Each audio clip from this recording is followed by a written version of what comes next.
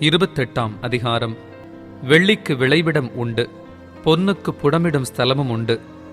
இரும்பு மண்ணிலிருந்து எடுக்கப்படும், செம்பு கற்களில் உருக்கி எடுக்கப்படும். மனிதன் அந்தகாரத்திலும் மரண இருளிலும் இருக்கிற கற்களை கடையாந்தர மட்டும் ஆராய்ந்து தேடி இருளுக்கும் அங்கே முடி உண்டாக்குகிறான். கடக்கக்கூடாததும் நிலையாததுமான 6 எழும்பினாலும் உழைப்பாளியானவன் அதை மனுஷரால் வற்றிப்போக பண்ணி செல்லுகிறான். பூமியின் மேல் ஆகாரம் விளையும், அதன் கீழ் இடங்களில் இருக்கிறவைகளோ அக்கினியால் மாறினது போலிருக்கும். அதன் கல்லுகளில் இந்திரநீலம் விளையும், அதன் பொடியில் பொன் பொடிகளும் உண்டாயிருக்கும். ஒரு வழியுண்டு, அது ஒரு பட்சிக்கும் தெரியாது. வல்லூரின் கண்ணும் அதை கண்டதில்லை. துஷ்ட மிருகங்களின் கால் அதில் படவில்லை, சிங்கம் அதை கடந்ததில்லை. அவன் தன் கைகளை கற்பாறையின் மேல் நீட்டி மலைகளை வேரோடே புரட்டுகிறான். கண்மலைகளுக்குள்ளும் நீர்க்கால்களை வெட்டுகிறான். அவன் கண் விலையுயர்ந்த எல்லாவற்றையும் காணும். ஒரு துளியும் கசியாதபடி ஆறுகளை அடைக்கிறான். மறைவிடத்திலிருக்கிறதை வெளிச்சத்திலே கொண்டு வருகிறான். ஆனாலும் ஞானம் கண்டெடுக்கப்படுவது எங்கே? புத்தி விளைகிற இடமெது? அதன் விலை மனுஷனுக்கு தெரியாது. அது ஜீவனுள்ளோருடைய தேசத்திலே அகப்படுகிறதில்லை. ஆழமானது அது என்னிடத்தில் இல்லை என்கிறது, சமுத்திரமானதும் அது என்னிடத்தில் இல்லை என்கிறது. அதற்கு ஈடாக தங்கத்தை கொடுக்கவும் அதற்கு கிரயமாக வெள்ளியை நிறுக்கவும் கூடாது. ஓப்பீரின் தங்கமும் விலையேறப்பெற்ற கோமேதகமும் இந்திர நீலக்கல்லும் அதற்கு ஈடல்ல. பொன்னும் பளிங்கும் அதற்கு ஒப்பல்ல. பசும் பொன் ஆபரணங்களுக்கு அதை மாற்றக்கூடாது. பவளத்தையும் ஸ்படிகத்தையும் அத்தோடை ஒப்பிட்டு பேசலாகாது. முத்துக்களை பார்க்கிலும் ஞானத்தின் விலை உயர்ந்தது. எத்தியோப்பியாவின் புஷ்பராகம் அதற்கு நிகரல்ல, பசும் பொன்னும் அதற்கு சரியல்ல. இப்படி இருக்க ஞானம் எங்கே இருந்து வரும்? புத்தி தங்கும் இடம் எங்கே? அது ஜீவனுள்ள சகலருடைய கண்களுக்கும் ஒளித்தும் ஆகாசத்து பறவைகளுக்கு மறைந்தும் இருக்கிறது. நாசமும் மரணமும் நாங்கள் எங்கள் காதுகளினாலே மாத்திரம் அதன் கீர்த்தியை கேட்டோம் என்கிறது. தேவனோ அதன் வழியை அறிவார், அதன் ஸ்தானம் அவருக்கே தெரியும். அவர் பூமியின் கடையாந்தரங்களை பார்த்து வானங்களின் கீழ் இருக்கிறதையெல்லாம் காண்கிறார். அவர் காற்றுக்கு அதன் நிறையை நியமித்து ஜலத்துக்கு அதன் அளவை பிரமாணித்து மழைக்கு திட்டத்தையும் இடி முழக்கத்தோடே கூடிய மின்னலுக்கு வழியையும் ஏற்படுத்துகிறார். அவர் அதை பார்த்து கணக்கிட்டார், அதை ஆராய்ந்து ஆயத்தப்படுத்தி மனுஷனை நோக்கி, இதோ ஆண்டவருக்கு பயப்படுவதே ஞானம், பொல்லாப்பை விட்டு விலகுவதே புத்தி என்றார் என்று சொன்னான். 29ஆம் அதிகாரம். பின்னும் யோபு தன் பிரசங்க வாக்கியத்தை தொடர்ந்து சொன்னது, சென்று போன மாதங்களிலும் தேவன் என்னை காப்பாற்றி வந்த நாட்களிலும் எனக்கு உண்டாயிருந்த சீர் இப்பொழுது இருந்தால் நலமாயிருக்கும். அப்பொழுது அவர் தீபம் என் தலையின் மேல் பிரகாசித்தது. அவர் அருளின வெளிச்சத்தினால் இருளை கடந்து போனேன். தேவனுடைய இரகசிய செயல் என் கூடாரத்தின் மேல் இருந்தது. அப்பொழுது சர்வ வல்லவர் என்னோடிருந்தார். என் பிள்ளைகள் என்னை சூழ்ந்திருந்தார்கள். என் பாதங்களை நான் நெய்யினால் கழுவினேன். கண்மலைகளிலிருந்து எனக்காக எண்ணெய் நதி போல ஓடி வந்தது. அந்த செல்வ நாட்களின் சீர் இப்போதிருந்தால் நலமாயிருக்கும். நான் பட்டண வீதியால் வாசலுக்குள் புறப்பட்டு போய் வீதியில் என் ஆசனத்தை போடும்போது வாலிபர் என்னை கண்டு ஒடித்துக் கொள்வார்கள், முதியோர் எழுந்திருந்து நிற்பார்கள். பிரபுக்கள் பேசுகிறதை நிறுத்தி கையினால் தங்கள் வாயை பொத்திக் கொள்வார்கள். பெரியோரின் சத்தம் அடங்கி அவர்கள் நாக்கு அவர்கள் மேல்வாயோடு ஒட்டிக்கொள்ளும். என்னை கேட்ட காது என்னை பாக்கியவான் என்றது. என்னை கண்ட கண் எனக்கு சாட்சியிட்டது. முறையிடுகிற ஏழையையும் திக்கற்ற பிள்ளையையும் உதவியற்றவனையும் ரட்சித்தேன். கெட்டுப்போக இருந்தவனுடைய ஆசிர்வாதம் என்மேல் வந்தது. விதவையின் இருதயத்தை கெம்பீரிக்க பண்ணினேன். நீதியை தரித்துக் கொண்டேன், அது என் உடுப்பாயிருந்தது. என் நியாயம் எனக்கு சால்வையும் பாகையுமாயிருந்தது. நான் குருடனுக்கு கண்ணும் சப்பாணிக்கு காலுமாயிருந்தேன். நான் எளியவர்களுக்கு தகப்பனாயிருந்து நான் அறியாத வழக்கை ஆராய்ந்து பார்த்தேன். நான் அநியாயக்காரருடைய கடைவாய்ப் பற்களை உடைத்து அவர்கள் பறித்ததை அவர்கள் பற்களிலிருந்து பிடுங்கினேன். என் கூட்டிலே நான் ஜீவித்துப் போவேன், என் நாட்களை மணலத்தனையாய் பெருகப் பண்ணுவேன் என்றேன். என் வேர் தண்ணீர்களின் ஓரமாய் படர்ந்தது, என் கிளையின் மேல் பனி ரா முழுதும் தங்கியிருந்தது. என் மகிமை என்னில் செழித்தோங்கி என் கையில் உள்ள என் வில் புதுப்பெலன் கொண்டது. எனக்கு செவி கொடுத்து காத்திருந்தார்கள், என் ஆலோசனையை கேட்டு மௌனமாயிருந்தார்கள். என் பேச்சுக்கு பேசாமல் இருந்தார்கள், என் வசனம் அவர்கள் மேல் துளி துளியாய் விழுந்தது. மழைக்கு காத்திருக்கிறது போல் எனக்கு காத்திருந்து, பின்மாரிக்கு ஆசையுள்ளவர்கள் போல் தங்கள் வாயை ஆவென்று திறந்திருந்தார்கள். நான் அவர்களை பார்த்து நகைக்கும்போது அவர்கள் துணிகரங்கொள்ளவில்லை, என் முகக்கடையை மாறச் செய்யவும் இல்லை. அவர்கள் வழியே போக எனக்கு சித்தமாகும் போது நான் தலைவனாய் உட்கார்ந்து இராணுவத்துக்குள் ராஜாவைப் போலும் துக்கித்தவர்களை தேற்றரவு பண்ணுகிறவனைப் போலும் இருந்தேன். 30ஆம் அதிகாரம். இப்போதோ என்னிலும் இள வயதானவர்கள் என்னை பரியாசம் பண்ணுகிறார்கள். இவர்களுடைய பிதாக்களை நான் என் மந்தையை காக்கும் நாய்களோடே வைக்கவும் கூட வெட்கப்பட்டிருப்பேன். விருத்தாப்பியத்தினாலே பெலனற்று போன அவர்கள் கைகளினால் எனக்கு என்ன உதவி இருந்தது? குறைச்சலினாலும் பசியினாலும் அவர்கள் வாடி வெகு நாளாய் பாழும் வெறுமையுமான அந்தரவெளிக்கு ஓடிப்போய் செடிகளுக்குள் இருக்கிற தழைகளை பிடுங்குவார்கள். காட்டுப் பூண்டுகளின் கிழங்குகள் அவர்களுக்கு ஆகாரமாயிருந்தது. அவர்கள் மனுஷரின் நடுவிலிருந்து துரத்தப்பட்டார்கள். கள்ளனை துரத்துகிறது போல் கள்ளன் கள்ளன் என்று அவர்களை துரத்தி விட்டார்கள். அவர்கள் பள்ளத்தாக்குகளின் வெடிப்புகளிலும் பூமியின் கெபிகளிலும் கண்மலைகளிலும் போய்க் குடியிருந்தார்கள். செடிகளுக்குள்ளிருந்து கதறி காஞ்சொரிகளின் கீழ் ஒதுங்கினார்கள். அவர்கள் மூடரின் மக்களும் நீசரின் பிள்ளைகளும் தேசத்திலிருந்து துரத்துண்டவர்களுமாயிருந்தார்கள். ஆனாலும் இப்போது நான் அவர்களுக்கு பாட்டும் பழமொழியும் ஆனேன். என்னை அருவருத்து எனக்கு தூரமாகி என் முகத்துக்கு முன்பாக துப்பக் கூசாதிருக்கிறார்கள். நான் கட்டின கட்டை அவர் அவிழ்த்து என்னை சிறுமைப்படுத்தினபடியினால் அவர்களும் கடிவாளத்தை என் முகத்துக்கு முன்பாக உதறிவிட்டார்கள். வலது பாரிசத்தில் வாலிபர் எழும்பி என் கால்களை தவறி விழப் பண்ணி தங்கள் கேடான வழிகளை எனக்கு நேராக ஆயத்தப்படுத்துகிறார்கள். என் பாதையை கெடுத்து என் ஆபத்தை வர்த்திக்க பண்ணுகிறார்கள். அதற்கு அவர்களுக்கு ஒத்தாசை பண்ணுகிறவர்கள் தேவையில்லை. பெரிதான திறப்புண்டாக்கி தாங்கள் கெடுத்த வழியில் புரண்டு வருகிறார்கள். பயங்கரங்கள் என்மேல் திரும்பி வருகிறது.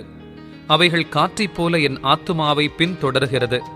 என் சுக வாழ்வு ஒரு மேகத்தைப் போல் கடந்து போயிற்று. ஆகையால் இப்போது என் ஆத்துமா என்னில் முறிந்து போயிற்று. உபத்திரவத்தின் நாட்கள் என்னை பிடித்துக் கொண்டது.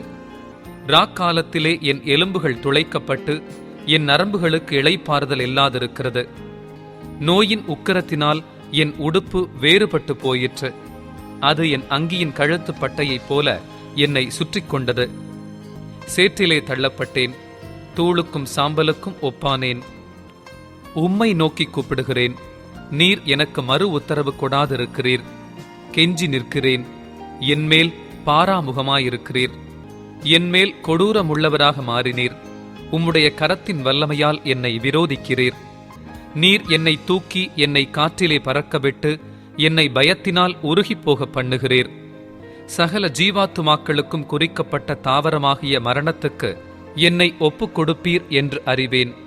ஆனாலும் நான் யாதொருவனை அவன் ஆபத்திலே தவிக்க பண்ணினதும், துன்னாளை கண்டவனுக்காக நான் அழாதிருந்ததும், எளியவனுக்காக என் ஆத்துமா வியாகுலப்படாதிருந்ததும் உண்டானால், அவர் என் மனுவுக்கு இடங்கொடாமல் எனக்கு விரோதமாய் தமது கையை நீட்டுவாராக. நன்மைக்கு காத்திருந்த எனக்கு தீமை வந்தது. வெளிச்சத்தை வர பார்த்து கொண்டிருந்த எனக்கு இருள் வந்தது. என் குடல்கள் கொதித்து அமராதிருக்கிறது.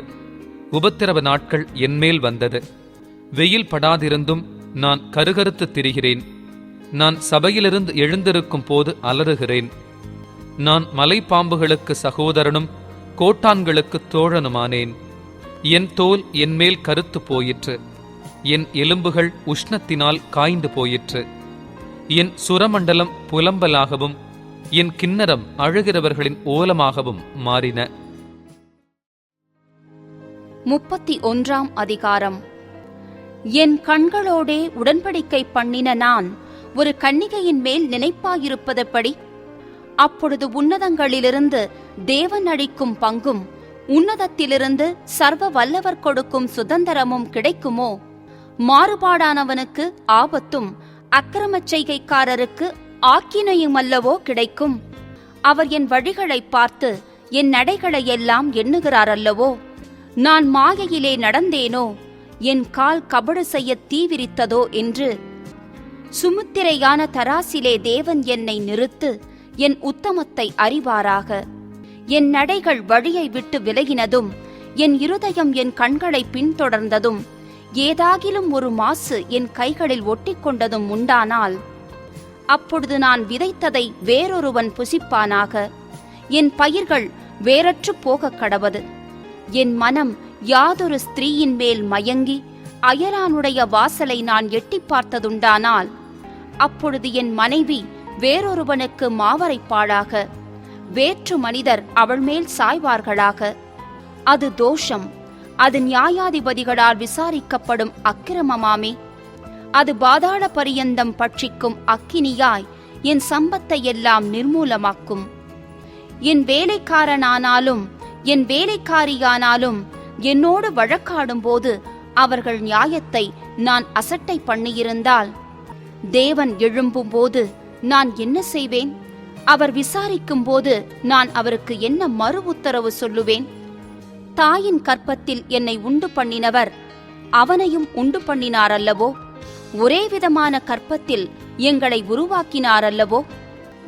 எளியவர்கள் வாஞ்சித்ததை நான் கொடாதிருந்து விதவையின் கண்களை பூத்துப்போக பண்ணி, தாய் தகப்பன் இல்லாத பிள்ளை என் ஆகாரத்தில் சாப்பிடாமல் நான் ஒருவனாய் சாப்பிட்டதுண்டோ? என் சிறுவயது முதல் அவன் தகப்பனிடத்தில் வளர்வது போல என்னோடே வளர்ந்தான். நான் என் தாயின் கற்பத்திலே பிறந்தது முதல் அப்படிப்பட்டவர்களை கைலாகு கொடுத்து நடத்தினேன். ஒருவன் உடுப்பில்லாததினால் மடிந்து போகிறதையும் ஏழைக்கு மூட வஸ்திரமில்லாதிருக்கிறதையும் நான் கண்டபோது, அவன் என் ஆட்டுமயிர் கம்பளியினாலே அனல் கொண்டதினால் அவன் இடை என்னை புகழாதிருந்ததும், ஒலிமுக வாசலில் எனக்கு செல்வாக்கு உண்டென்று நான் கண்டு திக்கற்றவனுக்கு விரோதமாய் என் கையை நீட்டினதும் உண்டானால், என் கைப்பட்டை தோளிலிருந்து சரிந்து என் புயத்து எலும்பு முறிந்து போவதாக. தேவன் ஆக்கினையிடுவார் என்றும் அவருடைய மகத்துவத்தை உத்தரிக்க கூடாது என்றும் எனக்கு பயங்கரமாயிருந்தது. நான் பொன்னின் மேல் என் நம்பிக்கையை வைத்து தங்கத்தை பார்த்து, நீ என் ஆதரவு என்று நான் சொன்னதும், என் ஆஸ்தி பெரியதென்றும் என் கைக்கு மிகுதியும் கிடைத்ததென்றும் நான் மகிழ்ந்ததும், சூரியன் பிரகாசிக்கும் போதும் அல்லது சந்திரன் மகிமையாய் செல்லும் போதும் நான் அதை நோக்கி, என் மனம் இரகசியமாய் மயக்கப்பட்டு என் வாய் என் கையை முத்தி செய்ததுண்டானால், இதுவும் நியாயாதிபதிகளால் விசாரிக்கப்படத்தக்க அக்கிரமமாயிருக்கும். அதனால் உன்னதத்திலிருக்கிற தேவனை மறுதலிப்பேனே. என் பகைஞனுடைய ஆபத்திலே நான் மகிழ்ந்து பொல்லாப்பு அவனுக்கு நேரிட்ட போது களி கூர்ந்திருந்தேனோ? அவன் ஜீவனுக்கு சாபத்தை கொடுக்கும்படி விரும்பி வாயினால் பாவம் செய்ய நான் இடம் கொடுக்கவில்லை. அவன் இனத்தார்களில் திருப்தியாகாதவனை காண்பிப்பவன் யார் என்று என் கூடாரத்தின் மனுஷர் சொல்லார்களோ? பரதேசி வீதியிலே ராத்தங்கினதில்லை. வழிப்போக்கனுக்கு என் வாசல்களை திறந்தேன். நான் ஆதாமைப் போல என் மீறுதல்களை மூடி என் அக்கிரமத்தை என் மடியிலே ஒளித்து வைத்தேனோ? திரளான என் கூட்டத்துக்கு நான் பயந்ததினாலாவது, இனத்தார் ஜனத்தார் பண்ணும் இகழ்ச்சி என்னை திடுக்கிட பண்ணினதினாலாவது நான் பேசாதிருந்து வாசற்படியை விட்டு புறப்படாதிருந்தேனோ? ஆ, என் வழக்கை கேட்கிறவன் ஒருவன் இருந்தால் நலமாயிருக்கும். இதோ சர்வ வல்லவர் எனக்கு உத்தரவு அருளிச் செய்யவும் என் எதிராளி தன் வழக்கை எழுதிக் கொடுக்கவும் எனக்கு விருப்பமுண்டு. அதை நான் என் தோளின் மேல் வைத்து எனக்கு கிரீடமாக தரித்துக் கொள்வேனே. அவனுக்கு நான் என் நடைகளை தொகை தொகையாய் காண்பித்து ஒரு பிரபுவைப் போல அவனிடத்தில் போவேன். எனக்கு விரோதமாக என் காணி பூமி கூப்பிடுகிறதும் அதன் படைச்சால்கள் கூட அழுகிறதும், கூலி கொடாமல் நான் அதன் பலனை புசித்து பயிரிட்டவர்களின் ஆத்துமாவை உபத்திரவப்படுத்தினதும் உண்டானால், அதில் கோதுமைக்கு பதிலாக முள்ளும் வார்கோதுமைக்கு பதிலாக களையும் முளைக்கக் கடவது என்றான். யோபின் வார்த்தைகள் முடிந்தது. 32ஆம் அதிகாரம். யோபு தன் பார்வைக்கு நீதிமானாய் இருந்தபடியினால் அவனுக்கு அந்த 3 மனுஷரும் பிரதியுத்தரம் சொல்லி ஓய்ந்தார்கள். அதனால் ராமின் வம்சத்தானான பூசியனாகிய பரகெயேலின் குமாரன் எலிகூவுக்கு கோபம் மூண்டது. யோபு தேவனை பார்க்கிலும் தன்னைத்தான் நீதிமானாக்கினது நிமித்தம் அவன் மேலும் அவனுக்கு கோபம் உண்டது.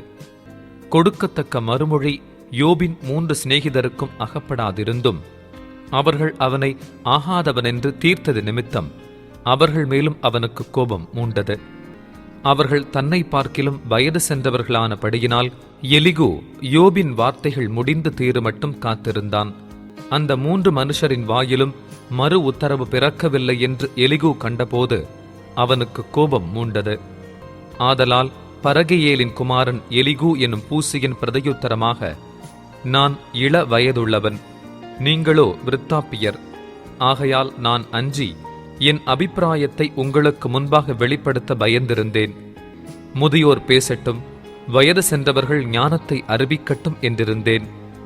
ஆனாலும் மனுஷரில் ஒரு ஆவியுண்டு, சர்வ வல்லவருடைய சுவாசமே அவர்களை உணர்வுள்ளவர்களாக்கும். பெரியோரெல்லாம் ஞானிகள் அல்ல, முதியோரெல்லாம் நீதியை அறிந்தவர்களும் அல்ல. ஆகையால் எனக்கு செவி கொடுங்கள், நானும் என் அபிப்பிராயத்தை வெளிப்படுத்துவேன் என்றேன்.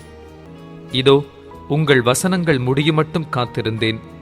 நீங்கள் சொல்லத்தக்கதை ஆராய்ந்து தேடுமட்டும் உங்கள் நியாயங்களுக்கு செவி கொடுத்தேன். நான் உங்கள் சொல்லை கவனித்தேன். ஆனாலும் இதோ உங்களில் யோபுக்கு நியாயத்தை தெரிய காட்டி அவருடைய வசனங்களுக்கு ஏற்ற பிரதியுத்தரம் சொல்லுகிறவனில்லை. ஞானத்தை கண்டுபிடித்தோம் என்று நீங்கள் சொல்லாதபடி பாருங்கள். மனுஷன் அல்ல, தேவனே அவரை ஜெயங்கொள்ள வேண்டும்.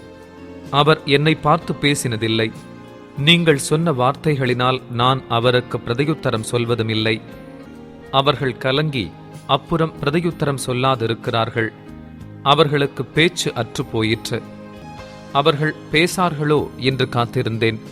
ஆனாலும் அவர்கள் அப்புறம் மறுமொழி கொடாமல் இருந்தபடியினால் நானும் பிரதியுத்தரமாக எனக்கு தோன்றிய மட்டும் சொல்லுவேன். நானும் என் அபிப்பிராயத்தை வெளிப்படுத்துவேன். வார்த்தைகள் எனக்குள் நிறைந்திருக்கிறது. என் உள்ளத்திலுள்ள ஆவி என்னை நெருக்கி ஏவுகிறது. இதோ என் உள்ளம் அடைக்கப்பட்டிருந்து புது துருத்திகளை முதலாய் பீரப் பண்ணுகிற புது ரசத்தை போலிருக்கிறது. நான் ஆறுதல் அடையும்படி பேசுவேன். என் உதடுகளை திறந்து பிரதியுத்தரம் சொல்லுவேன். நான் ஒருவனுடைய முகத்தை பாராமலும் ஒரு மனுஷனுக்கும் இச்சகம் பேசாமலும் இருப்பேனாக. நான் இச்சகம் பேச அறியேன். பேசினால் என்னை உண்டாக்கினவர் சீக்கிரமாய் என்னை எடுத்துக்கொள்வார். 33ஆம் அதிகாரம்.